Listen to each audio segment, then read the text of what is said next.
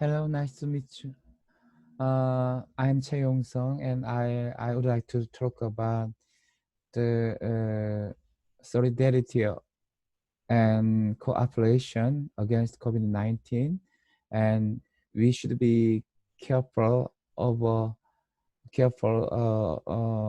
of our inner demons and monsters. Uh, with Yuval Noah Harari. I think that we should be very careful uh, and beware of humanity's inner demons and monsters. Uh, and we should overcome our inner demons and pursue for the cooperation and solidarity and empathy. The coronavirus pandemic is an event that has taken its toll on many, if not most, of inhabitants of a planet. Over 170,000 people have died, millions are infected, and a few billion people are in one way or another limited in their movements in an attempt to prevent the further spread of the disease. RFI talked to historian Yuval Harari to put this watershed moment in history into its proper context. How does the lockdown affect you personally? Yuval Harari said, I usually work at home, so it's not such a big change for me. I'm one on the lucky ones because my livelihood is not in danger. I have friends, family who lost their jobs, whose business are failing, so I can't complain. Question. Technologies that would allow people to work at home are already available since the 1980s. But why did we need a pandemic before people started to actually use them? Yuval Harari said, change is difficult, stressful. Business and organization don't like to experiment with a radically new system, and now they are all doing it. So we work from home because we are forced to try it. People don't have the motivation to try and experiment, and then some crisis comes and forces them, and afterwards everything changes. If we will react to this crisis by allowing our hatred to take over, people blame foreigners, people blame minorities for the pandemic, for the epidemic, and therefore refusing to cooperate, then this will be a disaster. I agree. I agree with this opinion. Question: in the Finance Times of 20 March 2020, Ibarra wrote that we have two choices between totalitarian surveillance and citizen empowerment, and also between nationalist isolation and global solidarity. Last week, US President Donald Trump stopped funding the World Health Organization. EU countries don't agree on the issue of coronavirus. Leaders in Colombia and Hungary used the virus crisis for their own political gain. Has the world lost its sense of the direction? Yuval Harari said that we need global cooperation doesn't mean we will actually see this cooperation. People make a long decisions on many occasions. As a historian, I know that we should never underestimate human stupidity. It is one of the most powerful forces in history. Just because the course of action is the reasonable course of action doesn't mean people will adopt it. I believe that to overcome this crisis, we absolutely need global solidarity and cooperation. I agree with this. First of all, and most obviously, in the realm of information and data, all the efforts all over the world to deal with the crisis rely on information. It's the vital fuel for everything. For instance, which kind of a virus you are facing.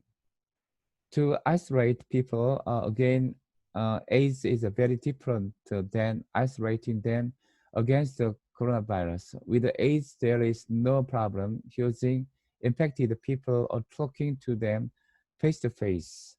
Just if you have sex with them, you should uniquely use a condom. With the coronavirus, it's very different. So without getting the right information about the virus, so we don't even know how to isolate. In other countries, there is this debate about easing the question, quarantine, easing the lockdown, uh, easing the lockdown. Every country is doing this by itself, repeating the same mistake again and again.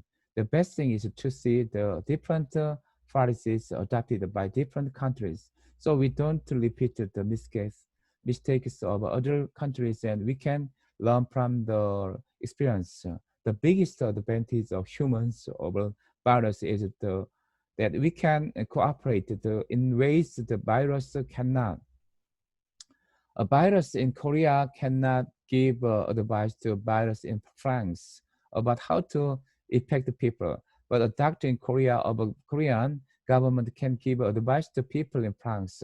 So we need a global cooperation, but we see just the opposite with actions like U.S. President cutting funds to the World Health Organization in the middle of the crisis. This is absolutely crazy. During this crisis, most people obey to the guidelines issued by their governments, but it seems to be stimulated by fear to get infected, fear for scarcity, fear for social unrest. In what way has fear become one of the characteristics of a modern man?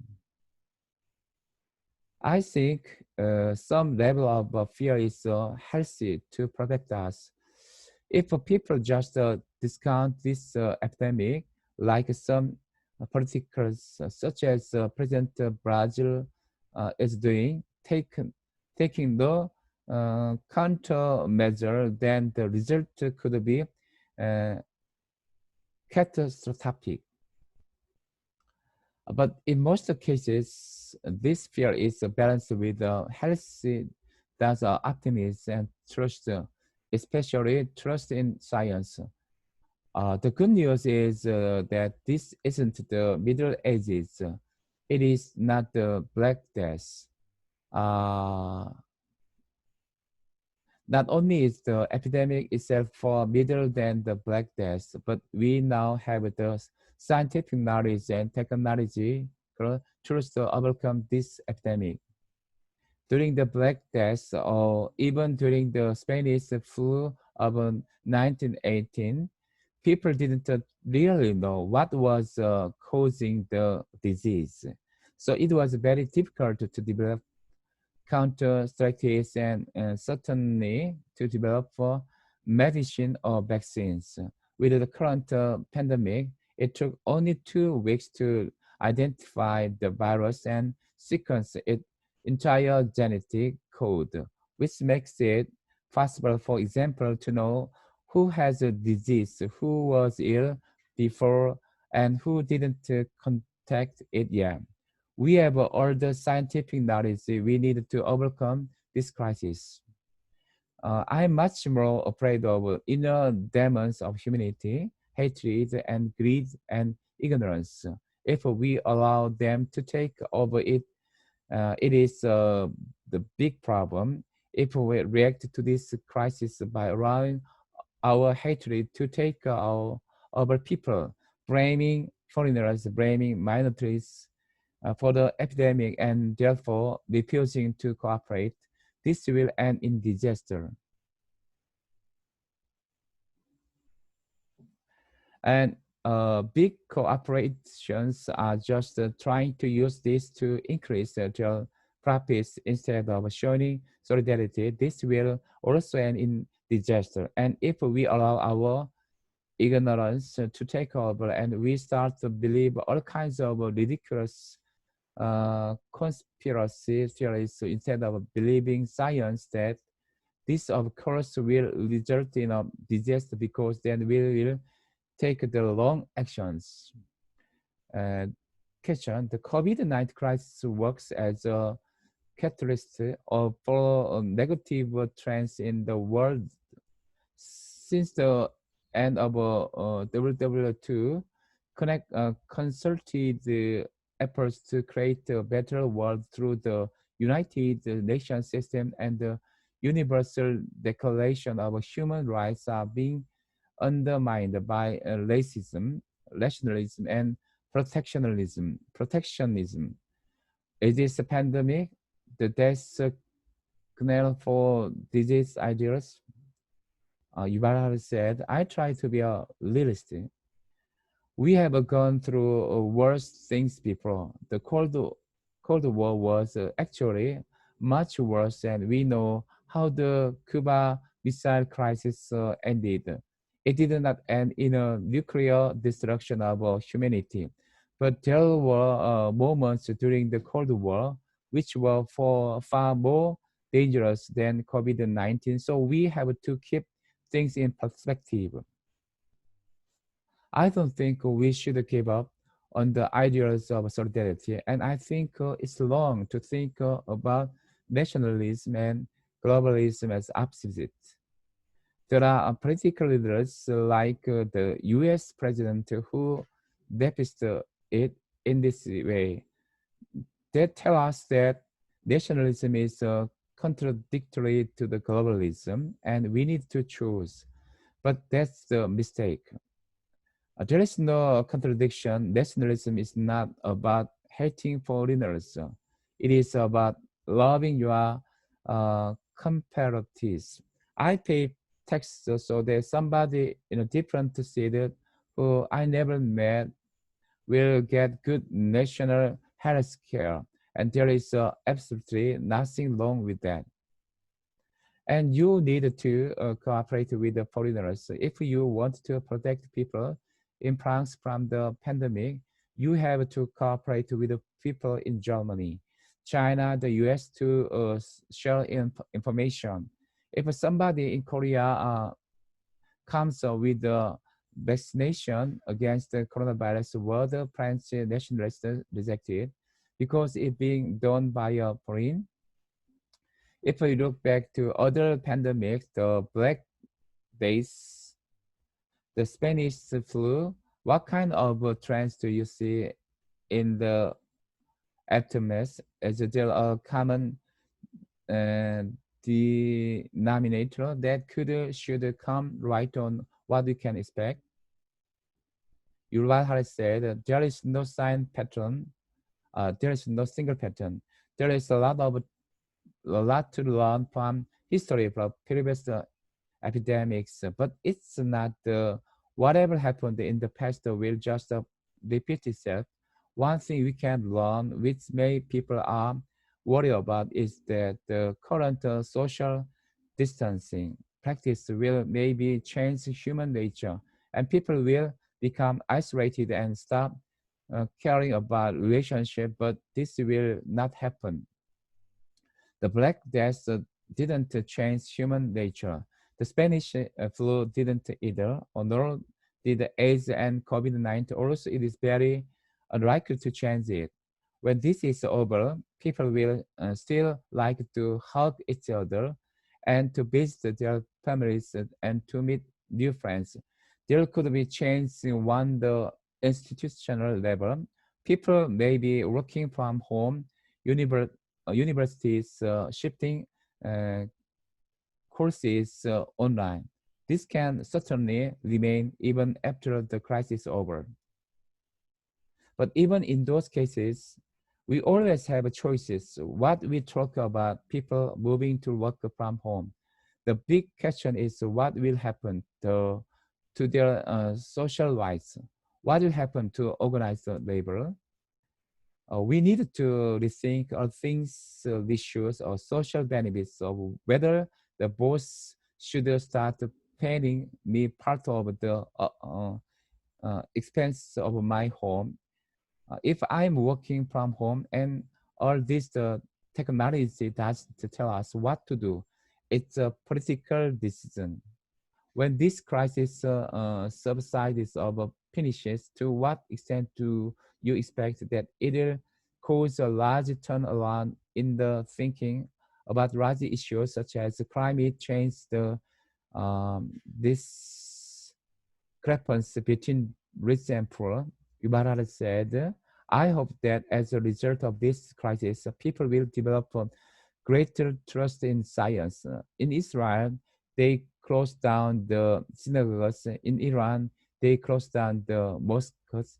The Catholic Church is telling people to stay away from the churches because they believe the scientists. And I hope this trust will remain even after crisis is over.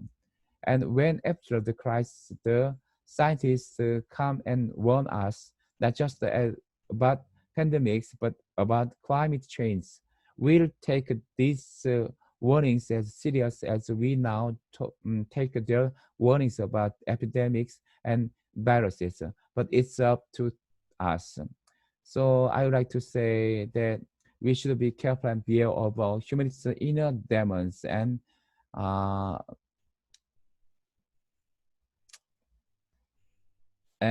we should push the poor, push the poor,